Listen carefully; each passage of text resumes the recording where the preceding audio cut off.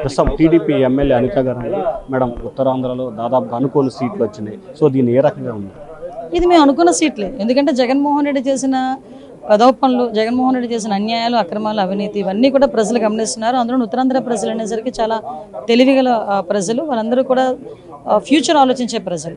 So కంపల్సరీగా జగన్మోహన్ రెడ్డి అనే వ్యక్తిని పారద్రోలాలి అని ఒకే ఒక కాన్సెప్ట్తో ఉత్తరాంధ్ర అంతా కూడా ఏకమై ఈరోజు మేము అందరం కూడా గెలవడం జరిగింది. ప్రజలు గెలిపించడం జరిగింది.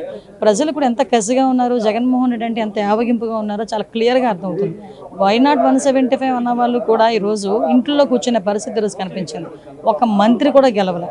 అంటే ఈరోజు ప్రజల్లో వ్యతిరేకత ఎంతవరకు ఉందో జగన్మోహన్ రెడ్డి మీద అర్థమవుతుంది. అట్ ద సేమ్ టైం ఈరోజు మమ్మల్ని నమ్మి గెలిపించినందుకు ప్రత్యేకంగా ప్రజలందరికీ ధన్యవాదాలు తెలియజేసుకోవడంతో పాటు మాకున్న బాధ్యతను కూడా మేము గుర్తిరిగి ఫ్యూచర్లో పనిచేస్తామని చెప్పి ప్రధానంగా మాజీ మంత్రి రోజా కానీ లేకపోతే నాని కానీ చాలా అసభ్యకరమైన వ్యాఖ్యలు చేశారు. సో వాటికి ఎటువంటి ట్రీట్మెంట్ ఉంది?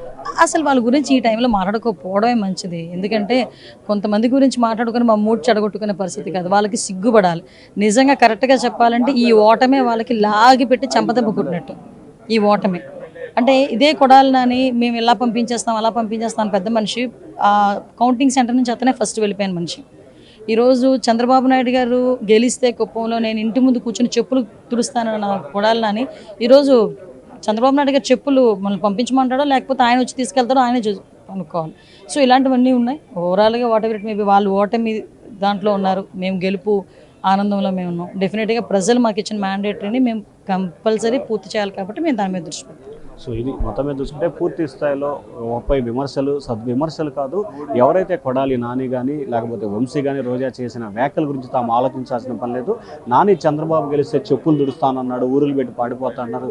మరి చెప్పులు ఎప్పుడు తుడుస్తాడో చెప్పాలని చెప్పి కూడా ఎమ్మెల్యే అనిత అంటున్నారు ఓటర్ స్టూడియో.